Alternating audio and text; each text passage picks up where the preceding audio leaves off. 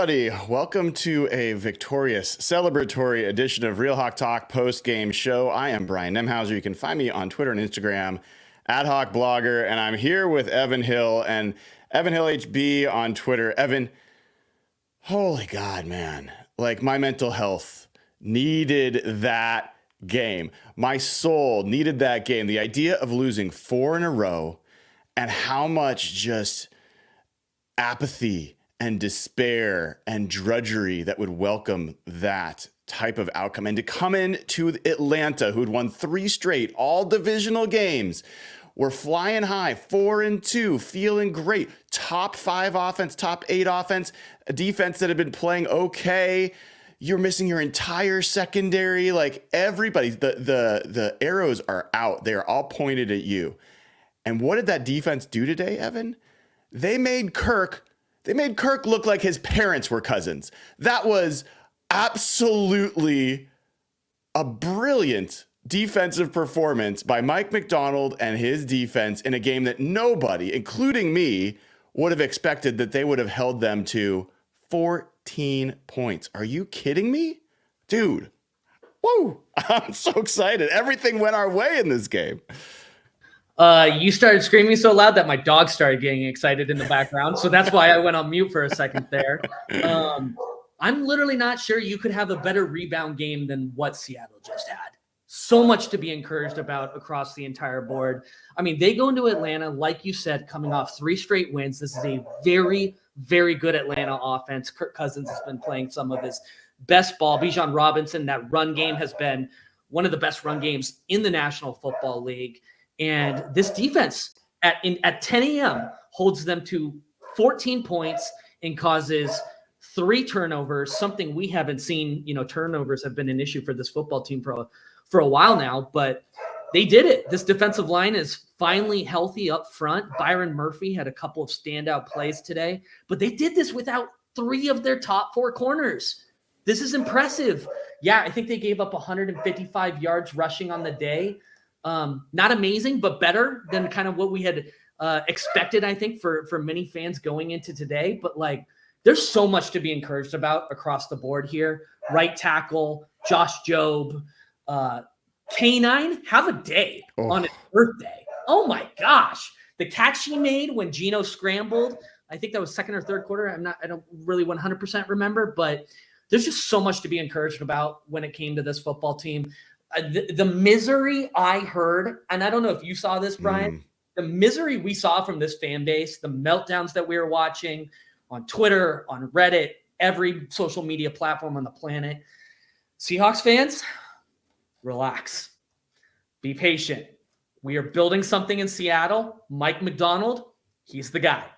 This is going to take some time. There are going to be some difficult future losses. This is not the past 3 weeks, there will be future losses, but have patience. We've got the right guy, and there's reasons to be excited. I love how excited your dog is, man. That's one of the best parts of this.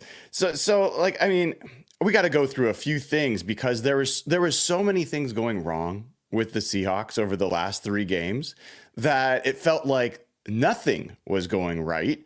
And I think we got to take a second and look at what just happened in this game that kind of flew in the face of what a lot of the kind of the chatter has been around the Seahawks. There's a ton of stuff in chat. I want to get to it right away because this comment from Brendan Myers, who is a member for 2 months. Love having you on, Brandon, and thank you for being a member. Says Byron Murphy 4-0.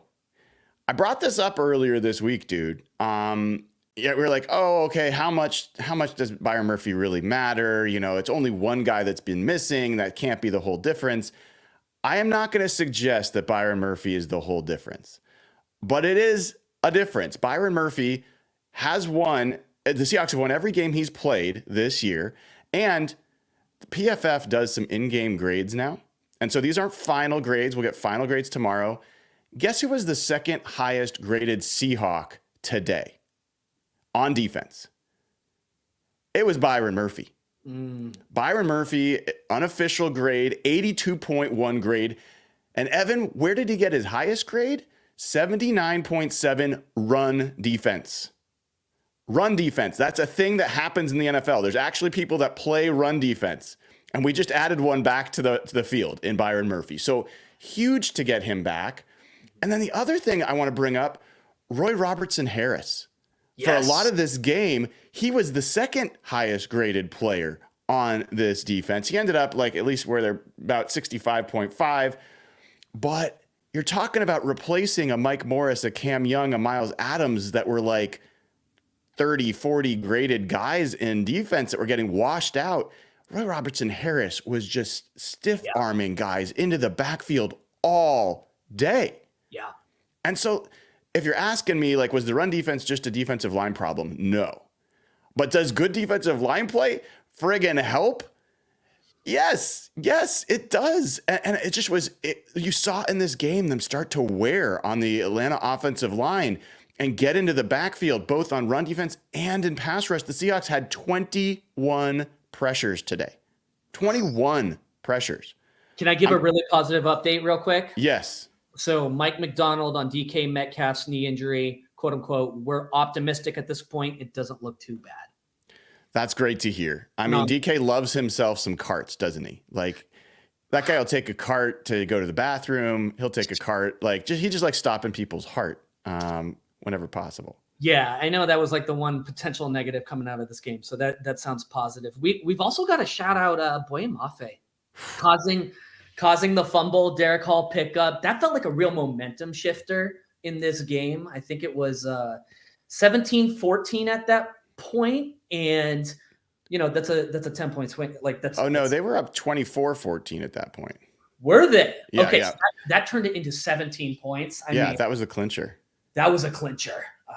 Wow. It's good to have him back as well. So. Well, I mean, Evan, it's wild. What was the other thing? So going down the list of problems, the Seahawks were not protecting the football. They were turning the ball over every game, and they were not taking the ball away. What did they do today? 0 turnovers.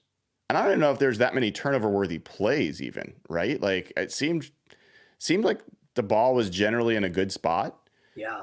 And you get 3 turnovers, including a scoop and score, man. Yeah. Oh, that was awesome. Can we just get to the point? Mike Jarrell.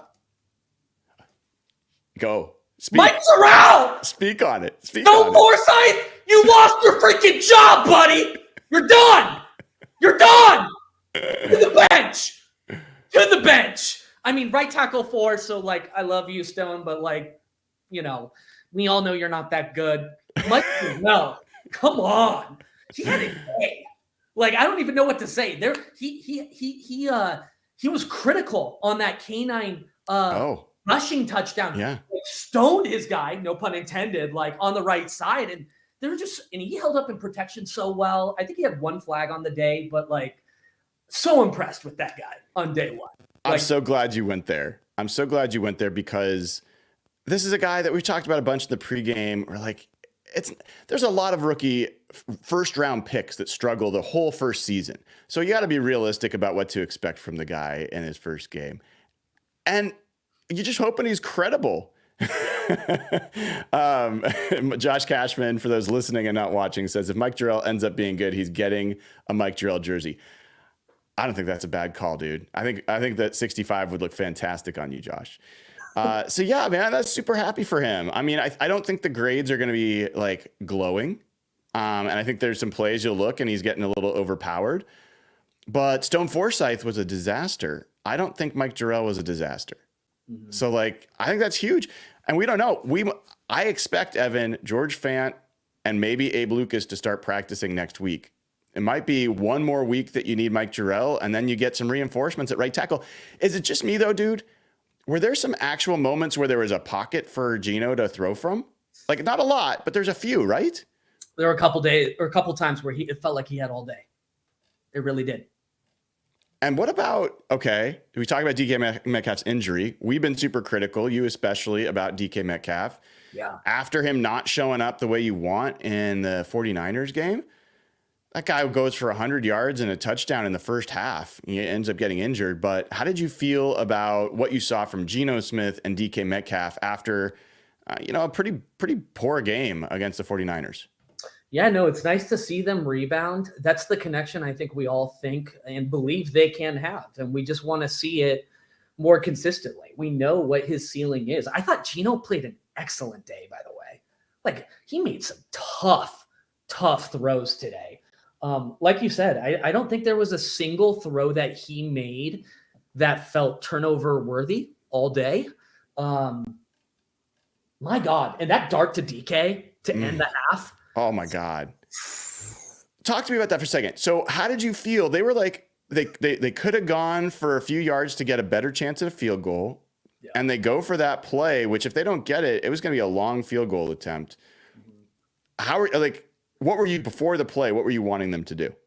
I wanted them to stay aggressive. I did not think winning, if you settle for the field goal, it feels lame. I don't think you're going to win with that type of mentality in a hostile environment against a very good football team. So I think you had to stay aggressive, and they did it. They took the shot, and DK psyched out that defender so hard. Mm-hmm. Such a good route. Perfect ball placement. I don't even know what to say. Kudos to them. Kudos to Grubb, man. This is a game where, he had a lot of choices about how to do it. My only criticism is there's times I was like, man, you're ahead. The game script's in your favor. Run the freaking ball, dude. It's okay. And I felt like he got away from that. But generally speaking, I mean, he dialed up some great plays. I mean, that play to Jake Bobo was a gorgeously designed play. Bobo's got to make that catch, not to get negative, but if Bobo makes that catch, that's another drive. I don't know how many times they ended up empty-handed today, but it felt like one of the stats coming into this game, Evan, was that the Falcons defense had given up points on 50% of opponent drives. So every other drive, it was like 31st in the NFL. And so the offense had to show up today. Yes, they had, their fourth string right tackle, but the only way this game was going to be positive for the Seahawks is if the offense took advantage of the Falcons defense. And I think for the most part, you got to say they did it. Yeah. Did you see a total random side note? Did you see Spoon's block on the fumble return for a touchdown? That guy launched himself at a guy 3x his size. I'm so glad you brought that up because I saw it in the moment and I totally forgot about it. You're absolutely right, because that's not a touchdown without that block. 100%. It was a total hustle play, and that was like a I don't even know, Dragon Ball Z type of play from Spoon. So I felt like that deserved to be called out. That is a fantastic call out. Because honestly, Spoon had a rough day. Yes, he was really rough in run defense, especially. But man, that was a huge one. Did you already call it Josh Jobe? We talked about it. Have we talked about him? We haven't. Dude, practice squad guy coming up, and if not, they had the total bogus PI on him, which was 100% Drake London pushing him and engaging. That was absolutely OPI if anything. But generally speaking, this guy almost had a pick six later in the game. He was good, right? He was excellent. And can I just say, I was saying this in our group chat. I want to say it publicly. The white sleeve aesthetic is so clean. It's so clean on him. He played so well. I think they got to find a way to put him on the roster. I really believe that. Well, I mean, he definitely earned some reps. Kobe Bryant ended up playing safety, got his first interception of his career, which was great as well. Julian Love had another great game, dude. You know who else had a great game today? Who? Jason Myers. I was waiting. I wasn't going to bring it up. I never have to. Baby. That was a hell of a field goal, dude. It was a hell of a field goal. It had room to give, too. It did. You have to wonder if that factored into Grubb going for the end zone at the end of the first half, because maybe Myers said, "I'm good from where you're at." But what was that? Was it 59? 59. It was the longest field goal in that stadium's history, dude. Oh my gosh, I didn't catch that part. Yeah, the longest field goal in that stadium. They had been bragging about Young Ho Koo or whatever his name is. Their kicker made a 58-yarder the other day. That had been the longest. And Myers just the Seahawks went into Atlanta and stole their souls today. Yeah. They came in flying high. They not only just destroyed them on offense and on defense and on special teams, they took away some of their records. That's a big NFC playoff picture win. First NFC win for the Seahawks. Yeah, I mean, this was huge. This was huge. Did you get the feeling the Falcons kind of had the type of game we saw from the Seahawks, maybe in like New England or the Giants, where they I don't think they took the Seahawks seriously. I think they came in, their energy level, their like execution, all the false starts, and like they just seemed low mo to me. And I'm like, that doesn't take away from the Seahawks. I just think that happens in the NFL. You get high, you think you're hot shit, and then somebody takes your lunch. And I thought the Seahawks did that to them today.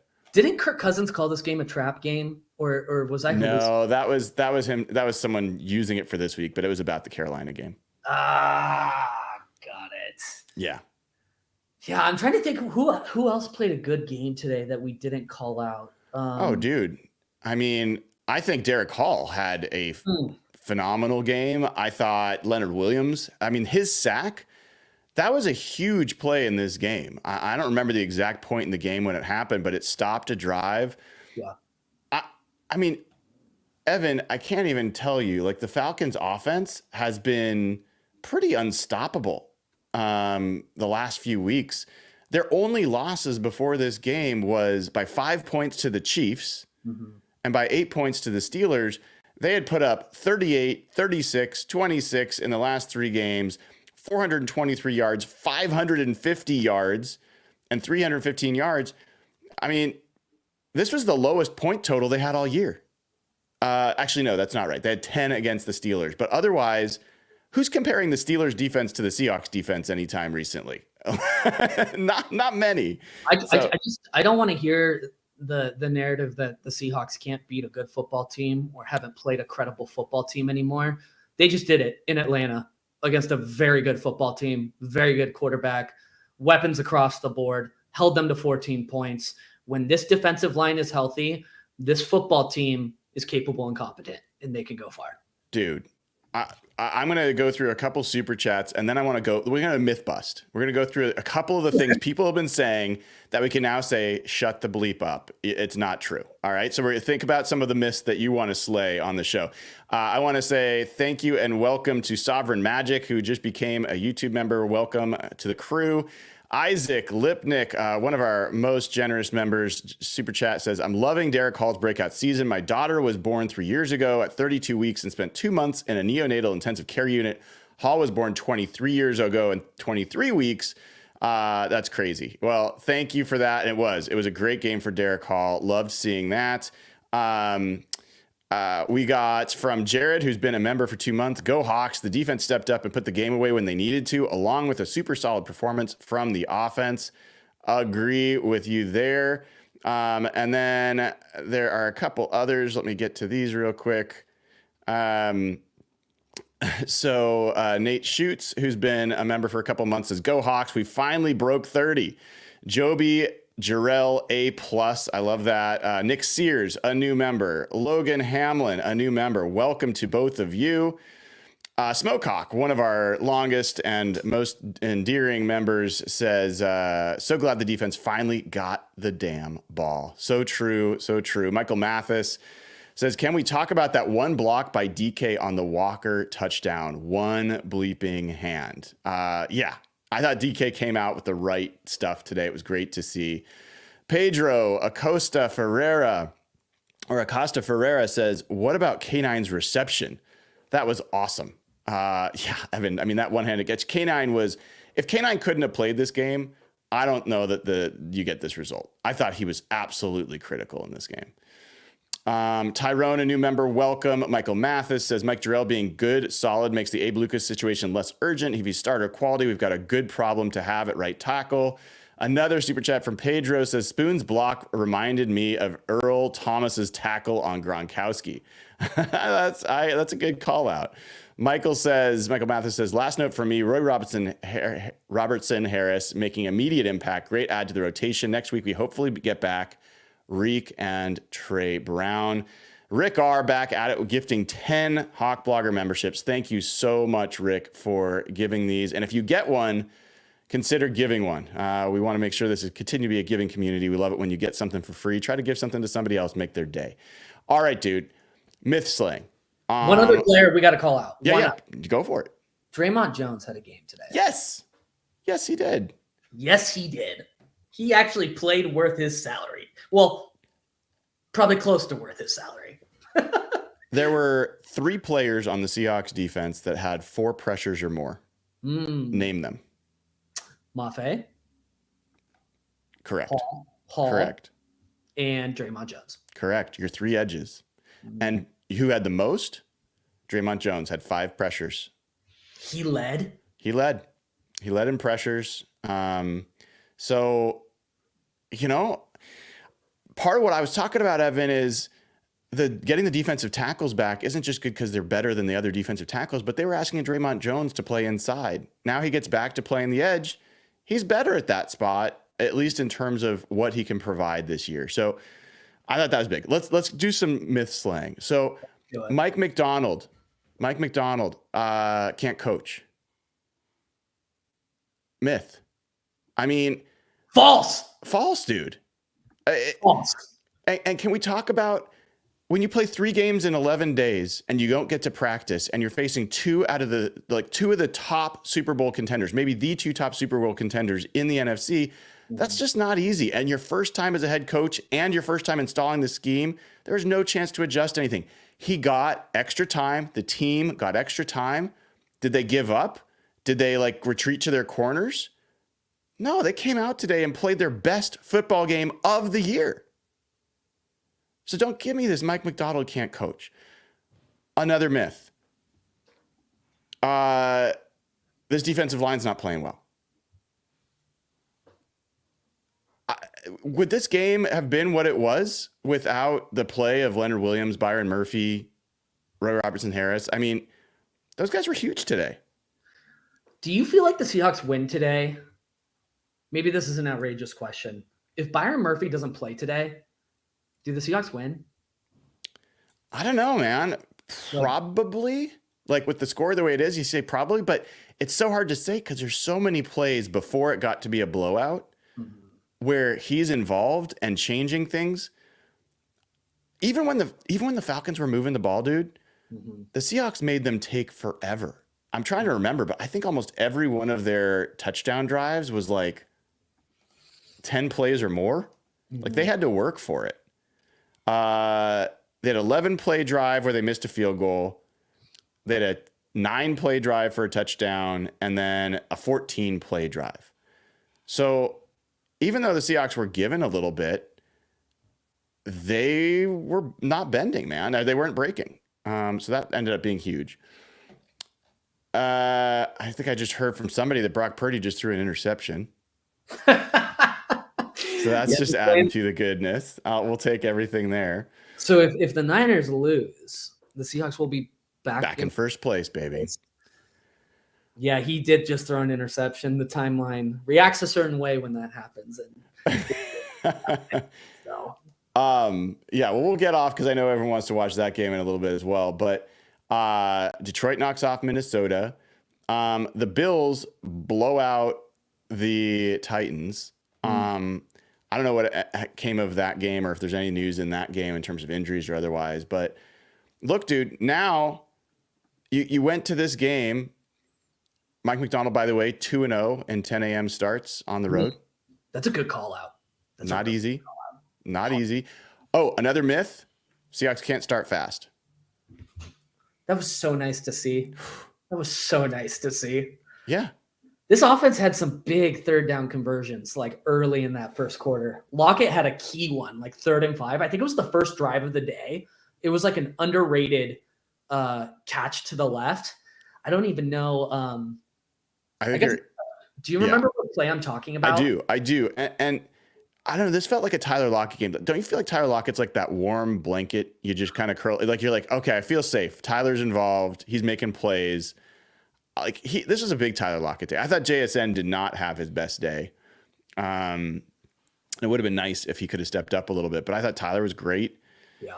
What did you think of Geno Smith today, dude? I thought he played really well. There was that one scramble and drop off to Noah Fant down the middle. I forget which quarter this was. It's all a blur, this entire offense, but I thought he played really well today. I really do. Like I said earlier on the show, I can't think of a single throw that he made today that was turnover worthy, he made a lot of tight throws too, and like in difficult coverage. Well, this is another myth, right? Like, okay, Geno doesn't play well in big games. Geno can't beat good teams. Geno just completely outclassed Kirk Cousins. Yeah. Completely outclassed Kirk Cousins. And I mean, Kirk Cousins was going up against, look at the secondary that he was going up against. Mm-hmm. And look at, I mean, the Falcons had pretty much everybody that they normally have available to them. Mm-hmm. So I don't know, man. I thought he played a very smart, calculated game, made some huge throws, made some creative throws, and kept the ball out of harm's way. So, I mean, I thought that was huge.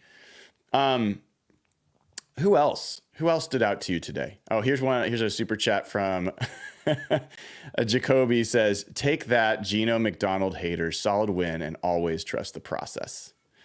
The only play that Geno did struggle with was the intentional grounding. That was a little boneheaded, but yeah.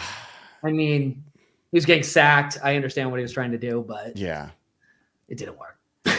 DK was not close. So let's have a little truth serum on the run defense. It was bad again today. It was really bad. It was bad, but it could have been worse. Say more about that. They stiffened up in tight moments. Like, you don't look like you're buying what I'm saying, but I don't know. I'm used to much worse. Like 250 yards, 300 rushing yards on Seattle. Like, they stood up when it mattered most. Did they not? They did. They definitely did in that regard. I would say compare the first half run defense and the second half run defense. That's fair. I think game script changed a little bit there, so they weren't running as often. But I would say this. I thought Bijan Robinson was single-handedly responsible for some of the big, the Seahawks would actually stop him from going a direction he wanted or stuff it, and then he would juke guys. He was really good today. Really good. I just got to be honest because I thought the run defense gave up a lot of explosives today again. Mm-hmm. I think that the Falcons actually made some bad choices in terms of not sticking with their run game. Mm-hmm. And the tackles in the second level, this is where Weatherspoon, I think, had a really rough game in run defense. Jerome Baker got lost a couple of times. So that was not great. I think if I want to say positively, yes, there was some progress. I thought on the balance, this might have been a worse game of run defense than the 49ers game. They had two bigger explosive plays that just made it the yards bigger, but I was disappointed. I was disappointed with the run defense for sure. But then the secondary, dude, it was way better than I would have expected. I thought it was going to be a real hard watch in the secondary today. Can we go back to Spoon though? Outside of that tackle or that block that he made on the pickup for a return touchdown, how do you feel he played today? Not well. Yeah. I mean, he had a few plays. I would say he had a handful of good plays, but there were some basic things where he's losing leverage on runs or passes and letting things get outside him. It doesn't even matter if you make the tackle as much, but it's just, he was making it really hard on some of the other players. And I just expect him to be great. And he wasn't great. Yeah. I am looking forward to Reek getting back. I think he's a huge part of this defense. They're going to need him next week. Trey Brown's supposed to potentially be back next week. And then if you have Josh Jobe now as another option, I mean, I think they better sign him because I think if he's on the practice squad, I think some other team's going to look at that tape and say, we want to add him to the 53. 100%. Do you have missed tackle count for this game? I do. I'd be curious to know how many they missed because it felt like there were some bounces today. There are 11 missed tackles, according to this. These aren't official stats, but 11 missed tackles, 4 for Nehemiah Pritchett. Ooh, yeah, that feels right. Yeah, he had a rough game. He had a rough game. Interestingly, Tyrese Knight got 7 snaps. I didn't notice that. I did not notice that either. I wonder what drive that was. He did not. It must have been at the end of the game. I would bet that's what happened. Okay. As far as tackling grades go, I mean, Jonathan Hankins had a really bad game. Pritchett had a bad game. Witherspoon had a bad game. And Derek Hall had a bad tackling game, according to this. Derek Hall, 91.7 pass rush grade. He freaking dominated. That's a good offensive line. Here's the other thing, Evan, we're going to hear people this week that are going to be like, the Falcons are frauds. Like, they're going to totally try to undercut this. They're getting blocked. If I see that, they're getting blocked. I'm not listening to that crap. All week we heard about how Seattle, was against the ropes, had never played anybody good, and had only lost to good football teams. They went into Atlanta. Not only did they just beat the Falcons, they stomped the living crap out of the Falcons. 20-point lead. You were saying this before the freaking show started, Brian. When was the last time the Seahawks had a comfortable win like that? And maybe I wasn't emotionally comfortable, but in terms of like box score, a 20-point win is a thrashing. It is. That has not happened often for Seahawks fans in the past several years. No, it absolutely has not. In fact, I'm going to look this up right now. While I'm doing this, how are you feeling, dude? How are you feel? Like, how did that feel? Talk me through your emotional process of going, like, heading into that game. How are you feeling? And how are you feeling as that game unfolded? Yeah, very anxious. I sent a text to you guys this week saying that I still felt they had playoff hopes, and this game was massive for that. Going down 3-4, losing 4 straight would be a big dent, a big blow in that sort of mission. Now you have a tiebreaker against a very, very formidable NFC opponent. It may come down to a wild card spot, with Atlanta at the end of the season. So they've got a little bit of a 4-game stretch here. So they just beat Atlanta.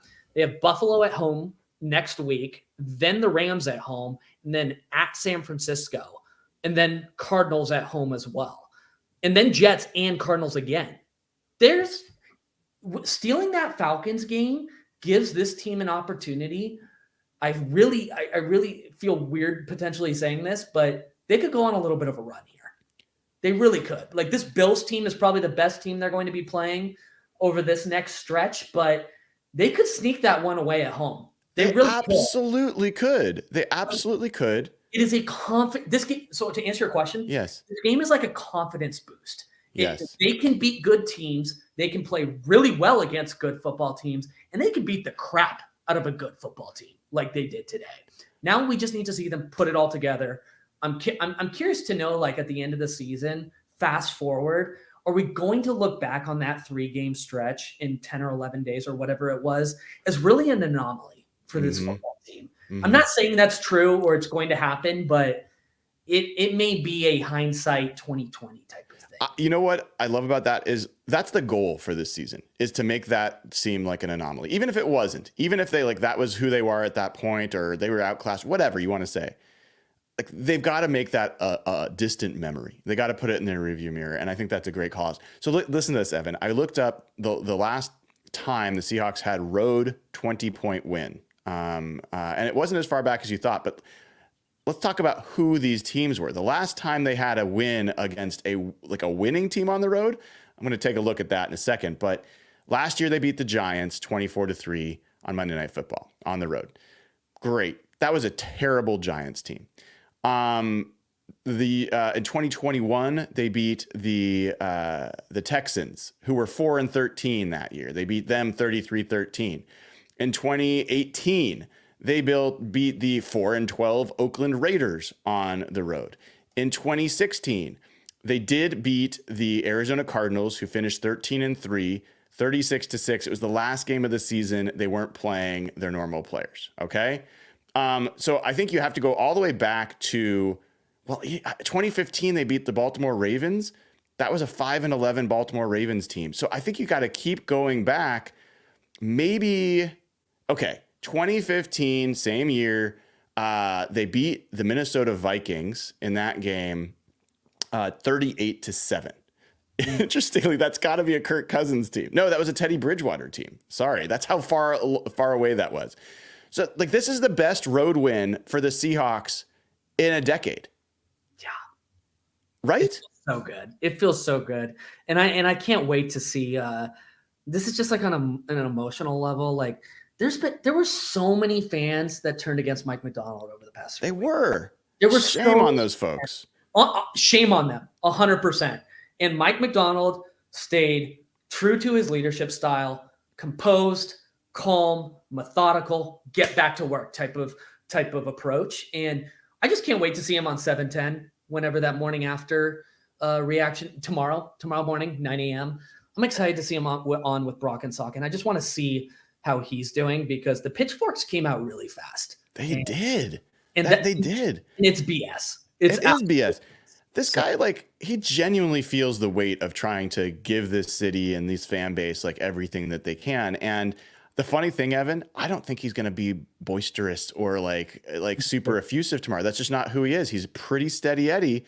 But now he gets to start building confidence in that locker room. He gets to start building from a foundation where he's like, okay, this isn't a total disaster. Let's keep working together. Let's stick together. We've been through adversity now, really poor performances. And we just had our best game of the season and the best road win in a decade for the franchise coming out of that adversity. So stick with me, guys. Like I'm going to get you there. We're going to get there together. And I think that that's freaking awesome, man. I'm so happy for that guy. Could not be happier to have him as our coach. All right, let me get through a couple more super chats and I'll let you go. Trevor Roten says, this team has had a ton of injuries the last 3 weeks and still was in every loss. Geno tells critics to STFU. The team is ascending. What do you think about that? Because like you never wanted to say, oh, we had a bunch of injuries, but like this team has like had no defensive line, then no secondary. The offensive line has been in shambles. Like they have had a significant amount of injuries. I want to go back to what I said previously. The only truly disappointing loss outside of the emotional roller coaster of the moment was the Giants game. Yes. Season. Yes. Like, yes. You lose to the 49ers. Okay, but they're Super Bowl contenders. Right.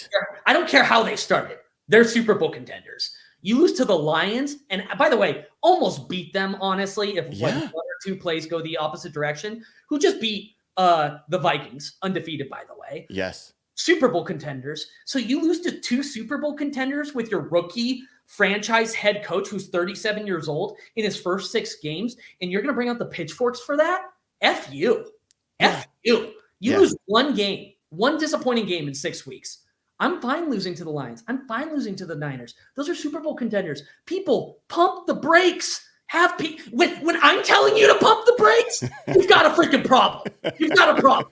Yes. Patience. Yes. Patience. It's going to be okay. Those are really good football teams. And guess what? Seattle, they just beat a really good football team. So here's the thing, dude. Now, the conversation completely flips from this could be like we might not win 6 games this year. Yeah. To with this win. Now you can say play the game. If you beat Buffalo, everything's back on the table. Everything's back on the table, including, by the way, that post-bye game in San Francisco in a few weeks. Mm-hmm. The Seahawks played so poorly at home against the 49ers, made so many mistakes, but what they weren't is they weren't overpowered. They made a bunch of mistakes. And so to me, if you can play a cleaner game and you get back your right tackle situation into a better situation than it was, and you have Byron Murphy and you have Roy Robertson Harris, I think it's a different game. And you have Reek Woolen, right? Like, I think that there's opportunities for that. Even if they have CMC, like I still think that game is a game I'm interested in. All right. Hayden Lyon says, loving the energy tonight. What a win. Zach Jennings, who's been a member for a couple months, says backup secondary survived the trial of Job. Very good. I like that. Pedro says missed tackles are still a problem, but I do feel they made some adjustments in the second half. Luis De Leon says, wish we'd give Tyrese Knight a chance. Well, that might come. We'll see. I thought Tyrell Dodson played a better game today, by the way. So I know he's been getting a lot of hate. I thought he had a better game. Troy says, hello from the Philippines. These 1 a.m. games are worth waking up for when they play like this. I hear you on that. And then Bald Beauty Tarkovs gave away 5 Hawk Vlogger memberships. So thank you, Bald Beauty. Love it and appreciate everybody being so generous. All right, Evan, I think we all want to go watch this 49ers-Chiefs game. So let's wrap there. Closing thoughts from you before we finish. There's a lot to be encouraged about across the board here. Stellar defensive performance. Mike Jarrell starting debut at right tackle. That potentially makes the Abe Lucas situation far less traumatic and catastrophic if this guy is for real. So I think Stone Forsythe has lost his job. I've seen enough. Literally, I've seen enough. Mike Jarrell, you're the new starting right tackle. But what a bounce back game for Mike McDonald. This entire Seahawks football team couldn't be more impressed. 4-3, heading into Buffalo at home. Stack those wins, baby. Just like Mike McDonald says, stack the freaking wins. And they stacked one today against a very good Atlanta football team. Love it. Love that from Evan Hill. I will just say the season, the door's back open. The door's back open. And the Seahawks have an opportunity to keep their foot in it and blow it wide open. And so really, really encouraging performance today from a lot of players. By the way, I didn't mention this. Connor Williams, one of the top graded players on offense, 78.6 grade, 79.7 run block. I saw at one point him signal to the sideline, keep coming. We want to run. We're feeling it. Haven't seen that from the offensive line yet this year. I loved seeing that from him. I think he's starting to get in his own.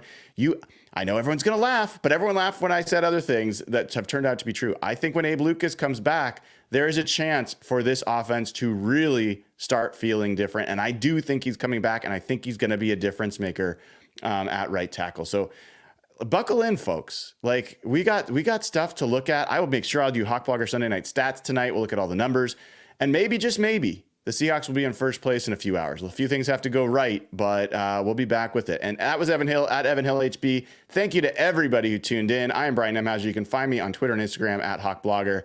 Take care. Happy Victory Sunday.